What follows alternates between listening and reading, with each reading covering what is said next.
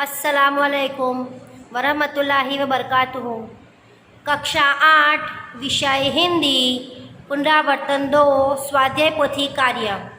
आज हम अपनी स्वाध्याय पोथी के अंदर पुनरावर्तन 2 देखेंगे और समझकर लिखेंगे। सब अच्छे से ध्यान दें।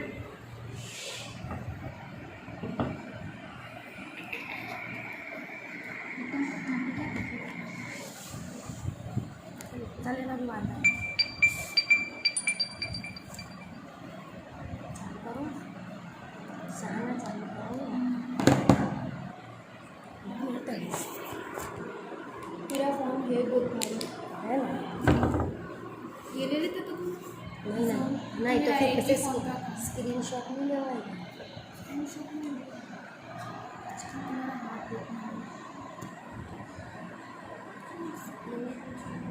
हो जाएगा। प्रश्न पता है ना, तो फिर अपने स्क्रीनशॉट लो। तुम्हारा हाथ देखना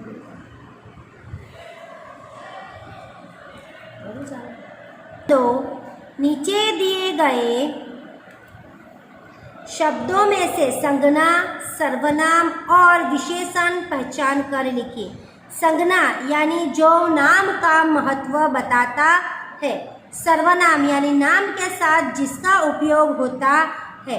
विशेषण यानी के दिए गए वाक्य में जो विशेषता बताता है। यहाँ पे हमें काउंस में कुछ नाम दिए गए हैं। पर्वत, उसको, मीठा, नदी, तुम्हें, सूरत, बाल, सपना, नर्मदा, सुंदर, बड़ा, मेहनती, हम और भारत। इन सभी शब्दों को हमें संज्ञा, सर्वनाम और विशेषण इन तीन भाग में अलग अलग छूटा करना है। यानी कि संज्ञा के खाने में हम संज्ञा, सर्वनाम के अंदर सर्वनाम और जो विशेषण दर्शाता है उसे हम विशेषण में लिखेंगे।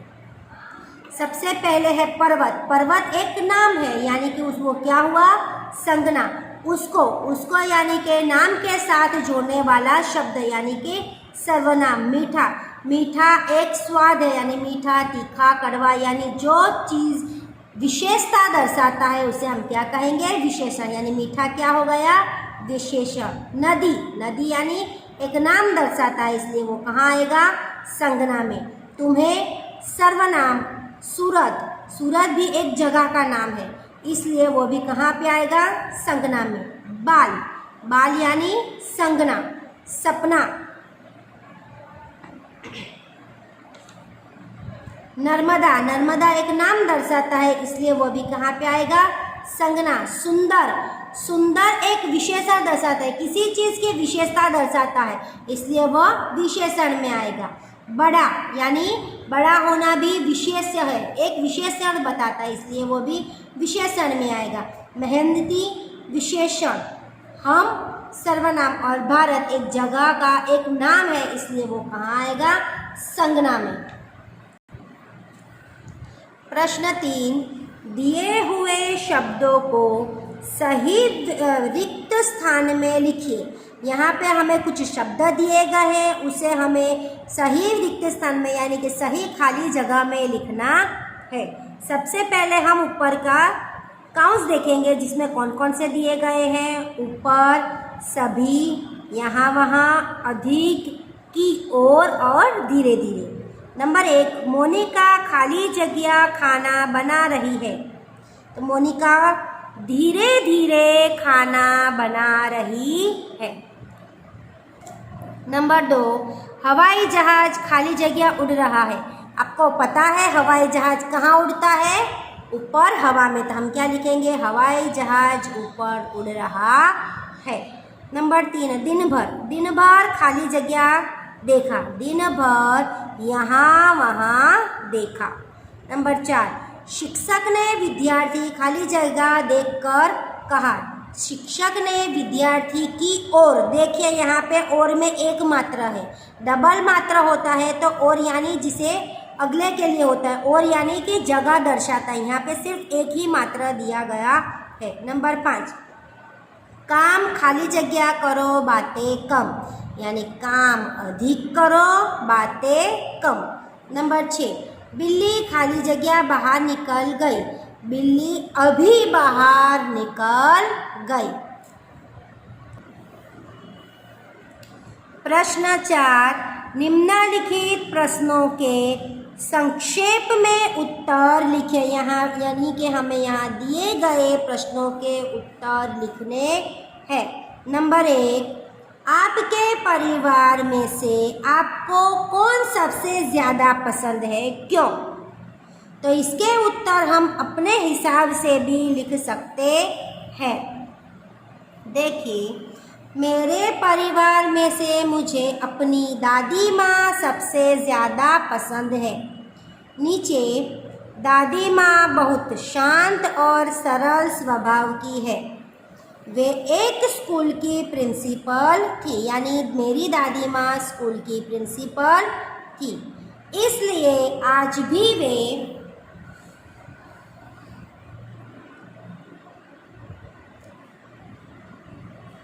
बहुत अनुशासन प्रिय है। मेरी दादी माँ एक स्कूल की प्रिंसिपल थी, इसलिए वो बहुत ही अनुशासन प्रिय है, यानी नियमों का पालन करना उन्हें बहुत पसंद है।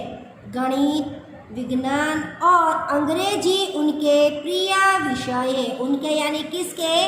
दादी के।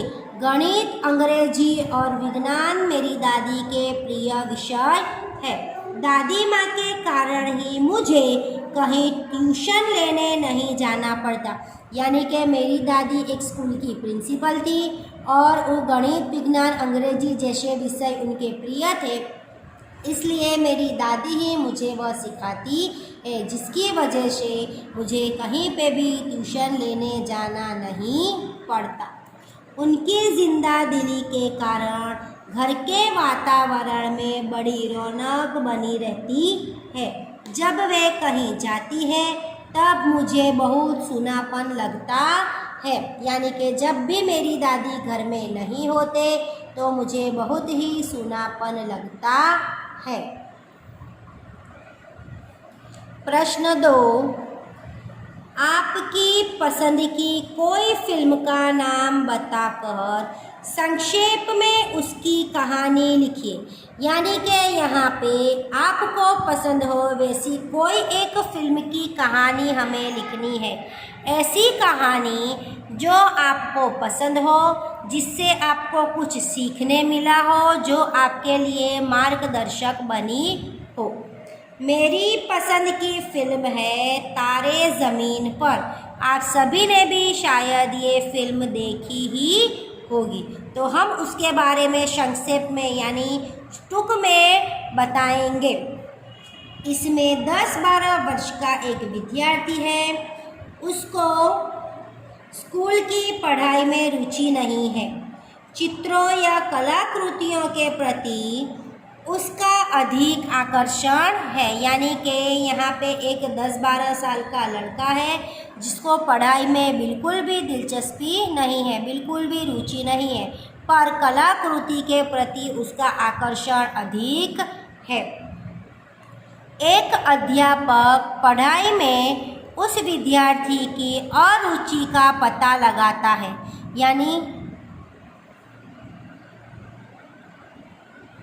यानी कि स्कूल के एक अध्यापक उसकी जांच करते हैं और उन्हें वो पता लगाते हैं कि उस बच्चे की पढ़ाई में रुचि नहीं है।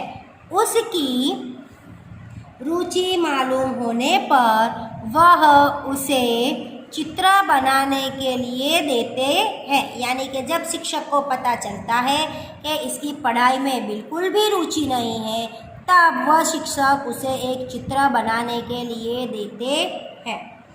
धीरे धीरे चित्रकला में उसकी एकाग्रता बढ़ जाती है। बाद में इसी एकाग्रता का उपयोग पढ़ाई में कर वह एक अच्छा विद्यार्थी बन जाता है। यानी कि शिक्षक पहले उसे चित्र बनाने को कहते हैं, जब वो चित्र बनाता है उसमें उसकी रुचि और एकाग्रता बढ़ती है, फिर धीरे धीरे वह पढ़ाई में भी अपनी रुचि दर्शाता है। प्रश्न 3, यदि सूरज न निकले तो क्या होगा? सूरज, जब सुबह सूरज निकलता है तो प्रकाश आता है, यानी कि रोशनी होती है और हमें उजियारा मिलता है। लेकिन अगर सूरज न निकले तो क्या होगा? तो देखिए, यदि सूरज नहीं निकलता तो यह दुनिया ही नहीं होती, क्योंकि सूरज नहीं होगा तो दुनिया कैसे होगी। यदि सूरज न निकलता तो सुबह न होती और हमें पक्षियों का कलरव सुनने को न मिलता, क्योंकि सूरज नहीं निकलेगा तो उजियारा यानी कि उजाला नहीं होगा, और उजाला नहीं होगा तो हमें पक्षियों का कलरव किलकिल सुनने को नहीं मिलेगा। धरती पर प्रकाश भी न होता, यानी धरती पर भी अंधेरा ही होता। धरती पर अंधेरा ही छाया रहता। धरती पर वनस्पति मुरझा जाते, यानी कि उजाला न होता तो फल फूल सब्जी वनस्पति हर चीज़ मुरझा जाती। फल फूल पर बुरा असर पड़ता, यानी अंधेरे का फल फूल सब्जी वनस्पति यानी हर तरह के पाक पर अनाज पर उसकी बुरी असर होती। सूरज न निकलने पर वर्षा भी नहीं होती, खेतों में फसलें नहीं लहलहाती। जब जल और अन्न न होता तो यह जीवन सृष्टि भी नहीं होती, यानी कि उजियारा न होने पर हमें अनाज भी न मिलता, पानी भी न मिलता, और अनाज और पानी के बिना यह पृथ्वी पर जीवन शक्य नहीं होता। प्रश्न 4, यदि मैं गांव का सरपंच होता तो इस विषय पर संक्षेप में निबंध लिखिए। अब यह विषय पर हम पहले ही अपनी निबंध की कॉपी में और हिंदी की कॉपी में निबंध लिख चुके हैं कि यदि मैं गांव का सरपंच होता।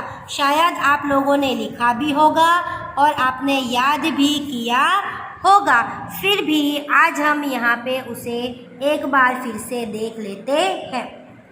यदि मैं अपने गांव का सरपंच होता तो मेरे गांव की यह हालत न होती जो आज है, यानी कि अगर मैं गांव का सरपंच होता तो आज मेरे गांव की जो हालत है वैसी हालत न होती। मैं उसके लिए अच्छे से कार्य करता। आज गांव में न अच्छी सड़कें हैं, न जल आपूर्ति की उचित व्यवस्था है, यानी कि आज जल की अनाज की हर तरह की गांव में अछत है। गांव में सभी चीज़ की तकलीफ है। ना स्कूल है, ना दवाखाना, ना स्कूल है कि जिसकी वजह से बच्चे स्कूल जाके पढ़ाई कर सके, और ना ही दवाखाना। अगर कोई बीमार होता है इलाज के लिए उन्हें दूसरी जगह जाना पड़ता है। गांव वालों को अपनी छोटी मोटी ज़रूरतें पूरी करने के लिए निकट के शहर जाना पड़ता है, यानी कि गांव वालों को अगर किसी भी चीज़ की ज़रूरत होती है तो वो कोई भी चीज़ उन्हें गांव में मिलती नहीं है। इसलिए उन्हें सभी चीज़ों के लिए नज़दीक के कहीं ना कहीं किसी ना किसी गांव की ओर शहर की ओर जाना पड़ता है अपनी ज़रूरतें पूरी करने के लिए। सचमुच यदि मैं अपने गांव का सरपंच होता तो अपने गांव को एक आदर्श गांव में बदल देता, यानी अगर मैं सरपंच होता तो सच में मैं अपने गांव के लिए अच्छे से कार्य करता और अपने गांव को मैं अच्छे गांव में आदर्श गांव में बदल देता। और अभी यह हमने जो पुनरावर्तन 2 देखा है वह स्वाध्याय पोथी का पुनरावर्तन 2 जोड़नी का ध्यान रखते हुए अच्छे से सुंदर स्वच्छ अक्षरों में आपको अपनी स्वाध्याय पोथी में लिखना है। फिर से दोहरा रही हूँ, अच्छे से शांति से आप स्वाध्याय पोथी में लिखें।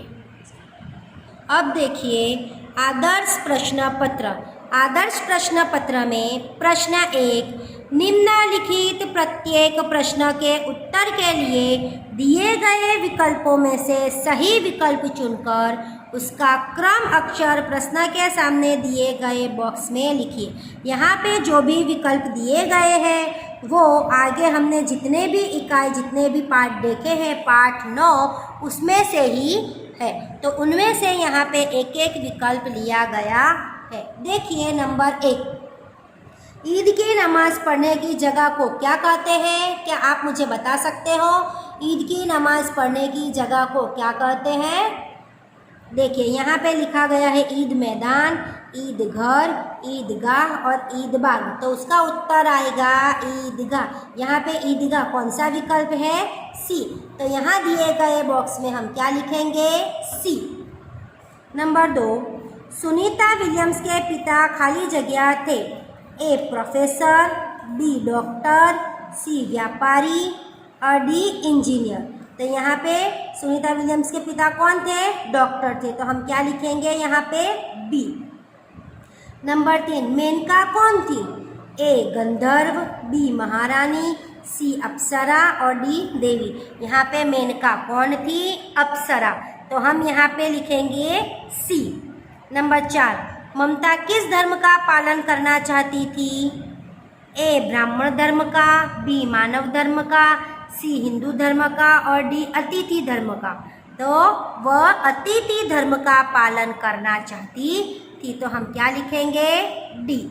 आगे नंबर 5, डॉक्टर कलाम ने अपनी खाली जगह कक्षा की यादगार घटना सुनाई। ए चौथी, बी पाँचवीं, सी छठी और डी सातवीं। तो उन्होंने अपनी 5वीं कक्षा की कहानी सुनाई थी। तो हम यहाँ पे लिखेंगे बी। यहाँ पे जो भी आदर्श प्रश्न पत्र के मैं प्रश्न आपको बता रही हूँ वह सभी प्रश्न आपको आपकी हिंदी की कॉपी में सुंदर स्वच्छ अक्षरों में जोड़ने का ध्यान रखते हुए लिखना है।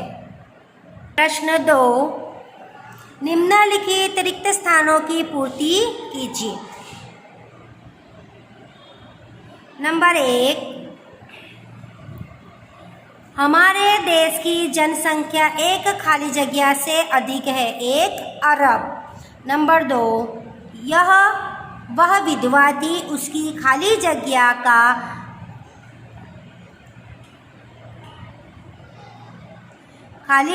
का अंत कहाँ था? विडंबना। क्या आएगा? विडंबना। नंबर 3, डॉक्टर कलाम के अनुसार सन खाली जगह तक भारत एक विकसित देश बन जाएगा। डॉक्टर कलाम ने हमें कौन सी सन बताई थी? 2020। तुमने खाली जगह के विरुद्ध यह आचरण क्यों सीखा है? तपोवन। नंबर 5, झुलासन गांव के खाली जगह जिले में है। महसाना। झुलासन गांव कहाँ है? गुजरात के महसाना जिले में है। क, सही वाक्यांश चुनकर विधानों की पूर्ति कीजिए।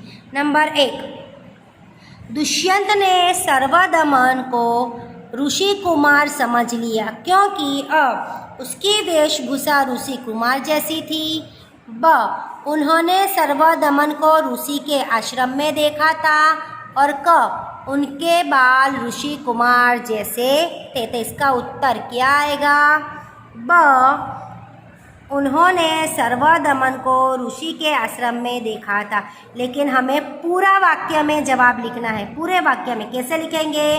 दुष्यंत ने सर्वदमन को ऋषि कुमार समझ लिया क्योंकि उन्होंने सर्वदमन को ऋषि के आश्रम में देखा था। नंबर 2, विकास स्वयं जनसंख्या वृद्धि को रोकने की अचूक औषधि है। ब, प्रक्रिया है। का एक युक्ति है। तो इसका उत्तर क्या है? अचूक औषधि है। तो जिसे हम कैसे लिखेंगे? विकास स्वयं जनसंख्या वृद्धि को रोकने की अचूक औषधि है। यहाँ पे मैंने आपको आदर्श प्रश्न पत्र का प्रश्न 1 अ, ब और क बताया है जो आपको सुंदर स्वच्छ अक्षरों में जोड़ने का ध्यान रखते हुए अपनी कॉपी में लिखना है। Thank you.